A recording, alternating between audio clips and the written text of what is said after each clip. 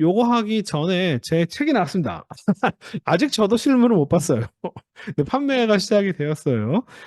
책이 어제부터 판매가 시작이 되었는데 벌써 이렇게 내 베스트셀러에 올라갔더라고요. 그게 되게 첫 반응이 되게 좋아서 저도 되게 감사하게 생각하고 있습니다. 자, 히브리의 시간이라고 하는 제목으로 책이 나왔어요. 창세기 1장을 처음 히브리어로 읽으면서 느꼈던 경험들을 앞에다 서문에 썼는데 그것을 보고 거기에 영감을 받으셔서 이 디자인을 만드셨대요. 그래서 감사하게 생각하고 있습니다. 이 히브리어의 시간이라고 하는 표현, 히브리어의 시간은 뭐냐면 히브리어가 쓰였던 그 성경의 시간, 그 과거의 시간, 지금부터 2000년, 3000년, 뭐 4000년 이전의 그 시간이면서 우리가 또한 그 세계를 경험하고 그 세계에 다가갈 수 있는 방식은 정말 언어, 성경밖에 없거든요. 정말 어떤 영적인 체험을 해가지고 그 세계로 뭐 무슨 이렇게 시간 여행을 해가지고 경험을 해보지 않은 이상은요. 우리는 언어를 통해서 간접적으로 그 세계를 경험할 수밖에 없습니다. 그러면서 그 세계를 잘 알아야 사실은 성경이 어떤 이야기를 하는지 알 수 있다. 그래서 사람들에게 그 세계를 보여드리고 싶었던 거예요. 음, 우리가 알고 있는 성경의 히브리어 단어 하나하나들, 뭐 거룩이라고 하는 단어, 뭐 은혜라고 하는 단어, 뭐 이런 단어들이 우리가 쓰는 그런 언어 표현이 아니라 그 시대 사람들은 이 단어를 어떻게 받아들이고 어떻게 이해했을까라고 하는 것들, 우리가 거룩하신 하나님, 은혜가 많으신 은혜가 풍성하신 하나님이라고 표현을 쓰고 있지만 그 표현이 갖고 있는 의미가 과연 무엇인가? 를 언어에서 그 단어가 어떤 식으로 쓰이는지를 이해를 해야지만 우리는 그 신앙 고백이 갖고 있는 의미를 알 수 있다라고 하는 이야기예요. 하나님 말씀이 히브리어로 기록된 이유는 히브리어가 정말 신비한 언어고 뭐가 정말 성경을 기록하기 위해서 특별히 구한데 정말 대단한 성스러운 언어가라서가 전혀 아니에요. 전혀 아니에요. 저는 이것을 가짜 신비주의라고 표현을 합니다. 히브리어 자체의 그러니까 하나님의 말씀이 거룩하고 하나님의 말씀이 특별한 것의 그 신앙심의 발로이긴 하지만 그 신앙심의 방향이 잘못되었다. 언어 자체가 놀랍고 신비하고 그 문자 자체가 뭔가 대단한 문자여서 그런 게 전혀 아니다. 하나님께서 히브리어로 말씀하신 이유는 간단하다. 그 시대에 살고 있던 사람들이 네? 그 이스라엘에 살고 있던 그 사람들이 히브리어를 쓰니까 하나님이 그 사람들이 잘 이해할 수 있는 언어로 이야기를 하는 거예요. 네. 그런 거죠. 뭐 특별한 이유가 없어요. 이 시대 사람들이 히브리어를 썼기 때문에 하나님이 히브리어를 말씀하신 거고요. 사람들이 점점점 히브리어를 안 쓰고 아람어를 쓰기 시작하면 성경에 아람어가 등장하기 시작했고 더 이상 사람들이 이제 히브리어 아람어를 쓰지 않고 그리스어를 사용하니까 신약 성경 시대에는 그리스어를 쓰여지게 된 거예요. 간단합니다. 그 시대 사람들이 가장 잘 이해할 수 있는 언어로 성경이 기록되어 있어요. 그러니까 하나님의 말씀이 성경을 이해하려면 그 시대의 언어, 그 시대의 사고방식, 그들의 문화를 알아야지만 우리는 성경을 통해서 하나님이 무슨 말씀하시는지 알 수 있다라고 제가 항상 주장하는 이야기들을 제가 정말 강조해서 이야기하는 그런 부분들을 이 책에 다 담았습니다. 벌써 어느 교회에서 목사님께서 성도님들과 함께 매주 이렇게 이거 뭐 한 페이지 이렇게 읽어가면서 서로 함께 이제 성경 공부하고 묵상하는 교재로 사용하신다고 하셨는데 딱 좋아요. 이게 총 24편이거든요. 그러니까 뭐 거의 반년이죠, 그죠? 반년을 한 12,000원이면요 반년을 반- 반년 성경 공부를 이렇게 할 수 있어요. 이게 그냥 우리 수업을 들고 계시는 분들은 뭐 장인 제 얘기를 많이 드셨기 때문에 쉽게 이해하실 수 있겠지만 성경 히브리어라든지 이런 얘기만 하면 약간 막 좀 잘 몰라 이렇게 하시는 성도님들이 많이 계신데 그럴 때 이 책 자체는 쉽게 쓰여졌지만 목사님이 그분들을 조금만 설명해 주면 아주 잘 이해할 수 있을 딱 그 정도 수위를 썼어요. 그러니까 이 책의 수위는요, 아주 그냥 아무 이해 사전 지식이 없는 평신도가 그냥 이해하기는 조금 어려워요. 하지만 이 히브리어나 성경이나 이런 것에 대해서 많이 깊이 있게 이렇게 히브리어 자체를 모르더라도 성경 공부를 많이 하시고 묵상을 많이 하신 분들은 이해할 수 있는 언어로 최대한 쓰려고 노력을 했고요. 훨씬 더 대중서적, 제가 썼던 원래 지혜란 무엇인가라든지 이런 책들보다도 훨씬 더 평이한 언어로, 쉬운 언어로 쓰려고 노력을 했습니다. 그래서 더 많은 분들께 쉽게 읽힐 수 있는 책이 될 거라고 생각이 들어요. 네, 그래서 네, 정말 저는 제 스스로를 학자라고 생각하지 않고요. 저는 나는 여행 안내자예요. 트래블 가이드예요라고 얘기를 하거든요. 저는 제가 정말 사랑에 빠진 그 세계, 그 멋진 이 성경과 구약과 이 히브리어와 고대 이스라엘과 고대 근동의 세계들로 여러분을 소개해주고 안내해주는 사람이 되고 싶어요. 그 마음으로 이 모든 일들을 하고 있는 거거든요. 그런 마음을 담아서 글을 썼습니다. 뭐 한 가지 이 책의 한 챕터가 어떤 식으로 진행되는지 간단하게 설명을 드리면 뭐 이런 거예요. 자, 우리는 이 표현을 잘 알죠. 하나님이라고 하는 분이 스스로 자신을 계시하면서 나는 이런 그러니까 모세가 하나님 당신 내가 당신 누굽니까? 당신 내가 누가 나를 보냈다고 이야기를 해야 됩니까? 라고 이렇게 이야기했을 때 그때 나온 표현으로 바로 에히야 쉐르 에히야 아주 유명한 표현이죠. 이게 번역이 크게 두 가지로 갈립니다. 하나는 스스로 있는 자라고 하는 번역, 또 하나는 나는 나다라고 번역을 하는 이 두 가지 표현으로 보통 나누어집니다. 근데 사실은 히브리어로 나는 나다라고 표현을 했을 때 에흐에 아쉐르 에흐에라고 표현할 것 같지는 않아요. 네. 아주 이상한 표현입니다. 네. 야, 나 그냥 나는 나야라고 하는 말을 쓸 때 에흐에 아쉐르 에흐에라고 하는 표현을 썼을 것 같지가 않아요. 거기다가 또 나는 스스로 있는 자야라고 하는 말씀을 하실 때 그거 다 히브리어를 바꾸면 에흐에 아쉐르 에흐에로 바꿀 것 같지도 않아요. 사실은 이 두 번역 다 이 문장을 제대로 반영한 번역은 아니에요. 하지만 어떤 번역이든 간에 나는 나다라고 하는 번역이 좀 더 원문에 가깝다라고 얘기하시는 분도 계시고 아니면 이게 하나님의 어떤 창조주로서 그다음에 어떤 제1원인으로서 다른 어떤 것도 창조되지 않는 원래부터 존재했던 그런 존재로서 자신의 어떤 하나님의 어떤 특별한 위치를 설명하는 속성을 설명하는 그런 표현이다라고 스스로 있는 자라고 번역을 하던 간에 둘 다 양쪽 번역 다 하나님의 유아 독전적 하나님은 유일하신 분이고 네, 하나님이 홀로 계시는 분이고 라고 하는 이 성격을 강조하는 말이다. 네. 유아 독전하면 약간 불교적 표현으로 사람들이 생각할까 봐 절대 타자 이게 이제 기독교적 용어죠. Absolute other 뭐예요?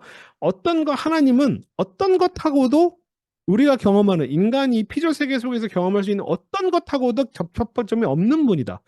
어, 하나님은 우리가 뭐 태양에 비유할 수도 있고 뭐 땅에 비유할 수도 있고 뭐 성경에서도 뭐 동물의 사자에 비유하거나 독수리에 비유하거나 뭐 여러 가지 아니면은 추상명사 뭐 도움이라고 하는 단어, 뭐 산성이라고 하는 뭐 이런 단어들로 여러 가지로 비유해서 설명하지만 그 어떤 것도 사실은 하나님을 표현할 수 없어요. 그죠? 그래서 하나님은 절대 타자다. 이게 이제 신학적인 용어인데 이게 한편으로는 맞는 이야기죠. 하나님을 감히 어떤 피조물에 빗대어 설명할 수 있겠습니까? 그죠? 하나님은 하나님이시다라고 하는 말 외에 하나님을 설명할 때 다른 언어를 써서 설명하는 것이 하나님의 어떤 하나의 부분을 설명할 수 있는 거지 하나님의 전부를 설명할 수 없어요. 달리 어떠한 인간의 언어로도 하나님을 표현할 수가 없습니다. 그죠? 자, 근데 그래서 이렇게 모든 피조물을 창조하신 분인데 하나님은 그런데 다른 무언가에 의해 창조된 분이 결코 아니라는 얘는 하나님을 이 피조 세계 하나님께서 창조하신 이 창조 세계 너머에 존재하고 계시는 절대 타자로서 이런 식으로 창조주와 피조 세계를 구별을 하는 그런 관점의 표현들이다. 라고 이제 뭐 나는 나다든 스스로 있는 자다라고 하는 번역이든 간에 제가 지적하는 건 뭐냐면요. 그런데 성경이 하나님의 자신을 나타내는 표현이 에흐에 아시엘 에흐에만 나타나는 게 아니다. 이 에흐에 아시엘 에흐에 바로 다음에 이어지는 표현이 뭐냐면은 이 표현은 너무나 흔하고 익숙해서 아무런 신비감 주지 못한 신명이 하나 있다. 사람들은 다 여기에 관심 있어. 왜냐하면 이게 되게 독특하고 특이한 거니까. 관심은 다 여기에만 가 있습니다.